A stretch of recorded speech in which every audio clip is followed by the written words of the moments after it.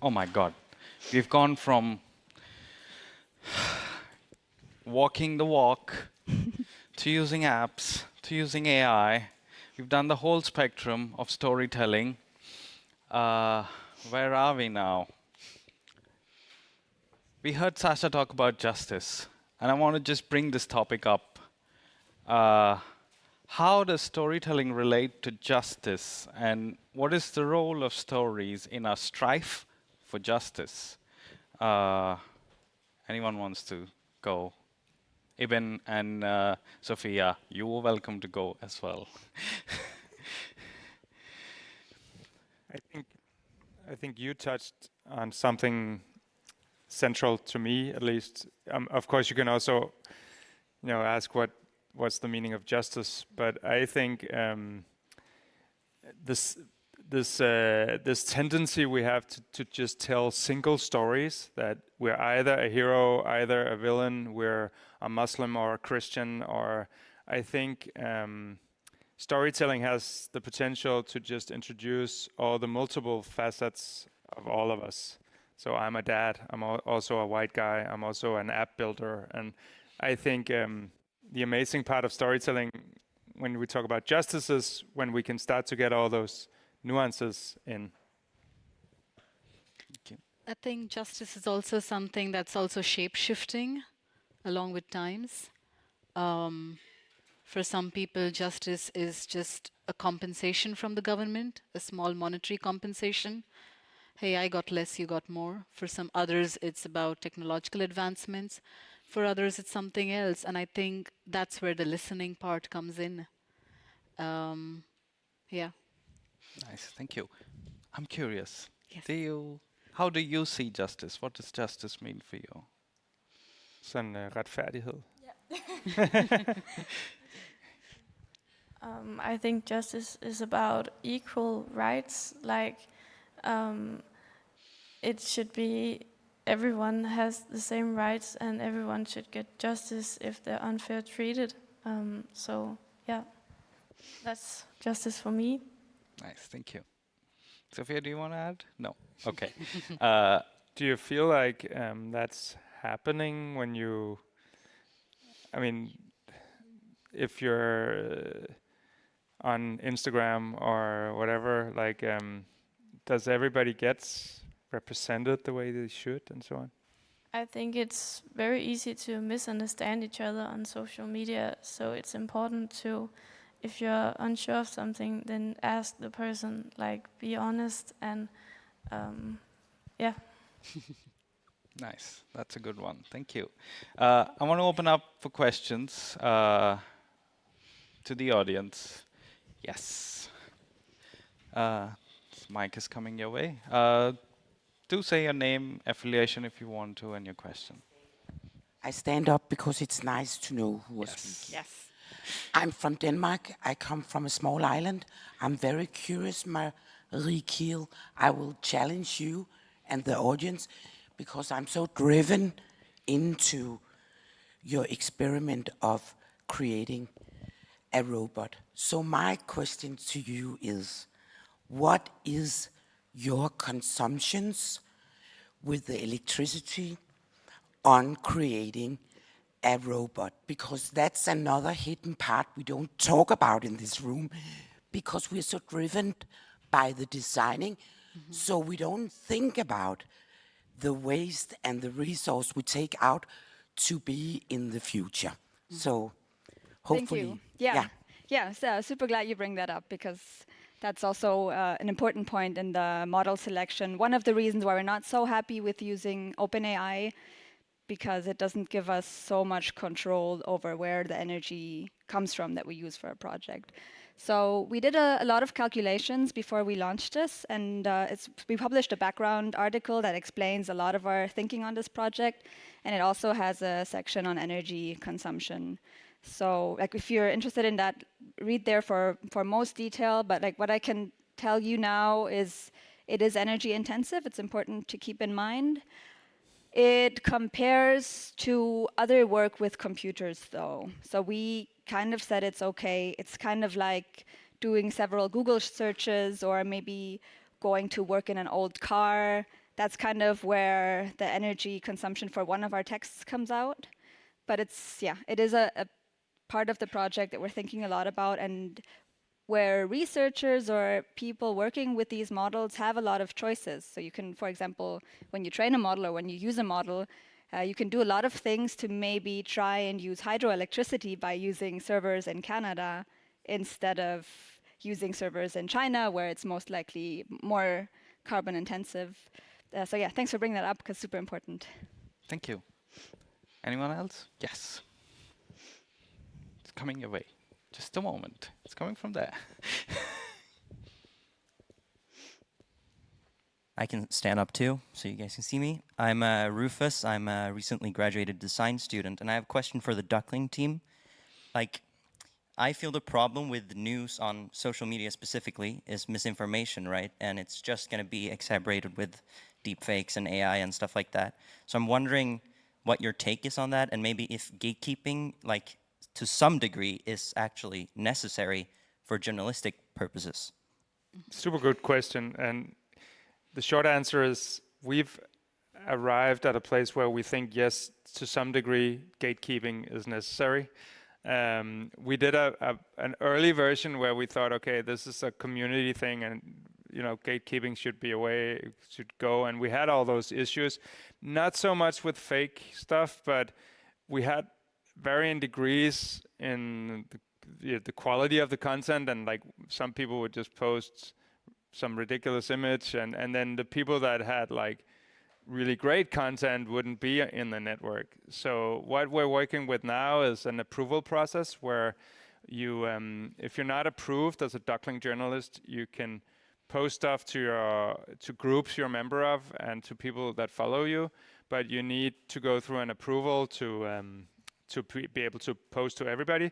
So you go through a little mini journalism course and answer some questions, and then you have to do a few stories that get approved by the rest of the community, saying this is actually insightful. We have different ways of giving feedback, so you can mark the story as insightful or too biased, or these different things. So we have a data set, and then once you go through that, you get approved and you can publish to the entire community. And then we're also working on this coin concept, which is actually part of the whole business model. So we thought, how can we reinvent, because paywalls are just not really working for you guys. And we're really inspired by gaming, Roblox, Minecraft, and so on, where there's a whole economy in enhancing what you do digitally, and then you can earn coins and you can use coins for it. Could be a long answer. It already is, but we're building this model that are gonna reward you if you help get the network rid the network of fake news and so on. So yeah. Thank you for asking that question and bringing that up, because I feel like it's less of gatekeeping, and we're talking about editorial work, which you, Marie, mentioned. Like, you had to do a lot of editorial work for your new AI writer on the team, fresh out of school, has never written a story, maybe never went to school. And you spoke a lot about editors, and so this is the sort of editorial work which we're placing a lot of importance on. Maybe you want to comment on bits of that? I mean, I'm very grateful for that question coming up, because in any conflict, the first casualty is truth, and the messenger is the one who's killed. During the siege of Sarajevo between 92 and 95, the first building to be bombed was a telegraph building, so that no news could go out. Kashmir has been had no internet for several months, so that there was no news getting out. And it doesn't have to be dire places in conflict, but it's just for all of us that we need veritable information. The very fact that large numbers of journalists are killed because they are the messengers, because the messenger is being shot at. The reputation of a journalist has dire consequences for reporting something wrongly. And we have to bring the ethics of the print edition, where something that's gone on print stays there forever, versus something in digital news platform where, you can just tweak it quickly. but then the whole practice of the previous edition of this article misreported this, that's going down. So it really comes down to humans to make that moral judgment. And we need that journalism as the fourth pillar of democracy, without which there's no democratic principles within our institutions, within our countries that can stand tall. We need those truth bearers. Whenever there's a fire, that's a saying that it's only firemen, police, ambulance, and journalists who go towards the fire, because we are giving the first draft of history. So I think everything to do with machines and subscriptions models are important because it's in our best interest as citizens of society. Machines and everything else can only support it. Thank you. Do you have anything to say, Marie, or I open for another question? I don't think I have anything to add there. What I'm realizing is that in all of our talks, it's very much about participation. That's maybe a takeaway. That's just about like, no matter whether it's the writing or the editorial work or gatekeeping at whichever stage, it's important to look at who is participating. So I think it's great that young people are participating in your project, and yeah. Yeah, I think it's also, when you talk about gatekeeping, I think there's, an old model where you needed to go to journalism school and get a job at some kind of newspaper or whatever and have a business card. And I think we can soften out that model. So now it's more about your merits, and you can actually get access to be a journalist. And I mean, the funny thing is, journalist is not a protected title, and it didn't used to be an industry. Like, the word publisher comes from public houses, pubs in the US, because in the UK, or pubs in Ireland. Yeah, or in Ireland. From. So sailors would come into the pub and read from the logbook of the ships, and that's how it became a publisher. So interesting. But you wouldn't give a surgical tool to a first-year medical student. No, for sure. There's like there's something, It has to be there. Yeah. You have a question there. Marcus, I have a question. Talking about the gatekeeping, this morning we heard the problems about if the gatekeeping is done by like very simple algorithm. How do we avoid that we put in AI or machines as gatekeepers to make it easy for us? How do we keep control? Great, how do we keep control? Can we solve this on stage right now? I think we won't, but we can try. No, but it's about responsibility, right? It's about seeing AI as a tool. We're already working with computers for a long time. So in a way, we're giving some control to computers, or even electricity. When the electricity runs out, we're dependent on all the technology that we work with.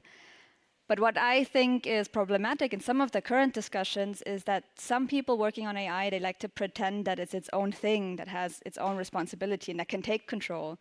In my view, AI cannot take control because it's not a thing. It's always a human designing the system, operating the system, deciding when to use it and when not to use it.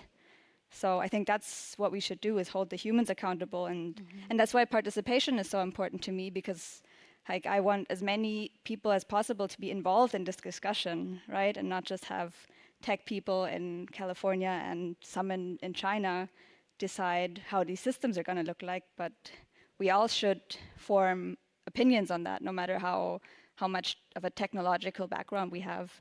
And then we can demand, like, here you should use AI in this or that way, and here you should please not use this system, or here's a system that you need to improve.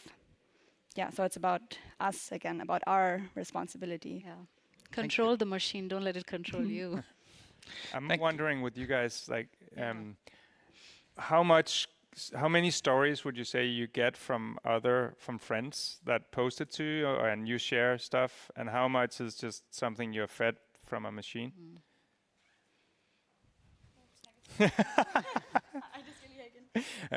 So when you get new content, cool stories and so on, how much do you get from friends that just share it with you, and how much do you share to others, and how much is just from the algorithm when you scroll through stuff? Oh, we share a lot of like different news. We just press the little button and send to our friends, and that's just, So I think we use it a lot to like share the news. If we think it's exciting, we like take a screenshot and send it to a group and stuff like that. I think the news I get is just something that pops up. I don't get much news from my friends. It's just something that pops up on my screen, like on Facebook, and then it's a link, and then I click on the link and read the story. So I don't get a lot of stories from my friends, but it just pops up on my screen. Yeah. All right. Thank you. Yeah, because I think that's part of it.